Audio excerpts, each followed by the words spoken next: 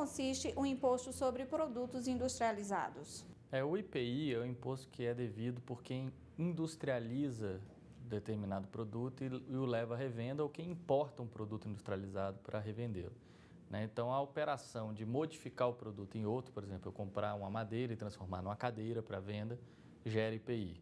Ou eu comprar essa cadeira já pronta, no momento que eu vou retirá-la no porto, eu também tenho que pagar esse IPI.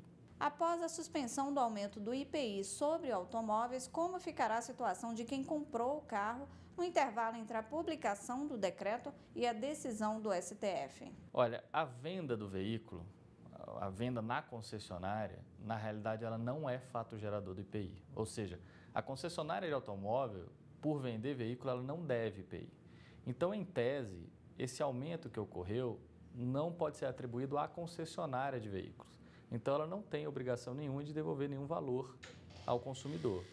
Algumas montadoras têm declarado que pretendem fazê-lo até por uma política junto aos seus consumidores, mas não é algo que elas estejam obrigadas a fazer. De que modo o consumidor pode reaver o valor pago a mais no imposto? Como eu disse, ele não tem esse direito, legalmente. Isso daí será uma política de boa vizinhança, digamos assim. Vai ser cada montadora terá que analisar o caso e analisar os efeitos disso no seu mercado. Muitas montadoras, inclusive, sequer tinham passado o custo do IPI para o preço. Então, isso realmente vai ser muito caso a caso.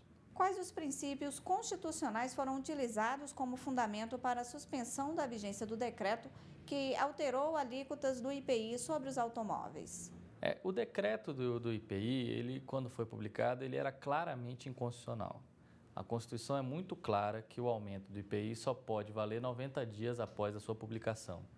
Então, a decisão do Supremo é uma decisão absolutamente esperada por toda a sociedade.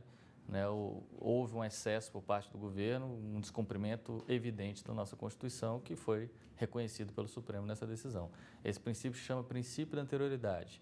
Toda lei que aumenta um tributo deve aguardar a cobrança no mínimo 90 dias.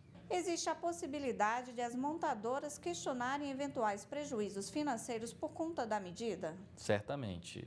As montadoras que chegaram a pagar esse aumento terão direito à devolução desses valores e devem pleitear essa devolução junto ao governo.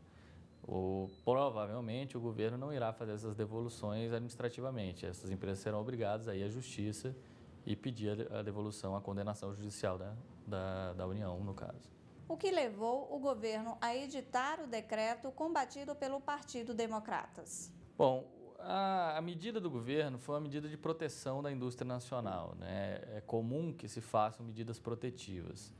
No nosso caso, nós já temos essa proteção através do imposto de importação.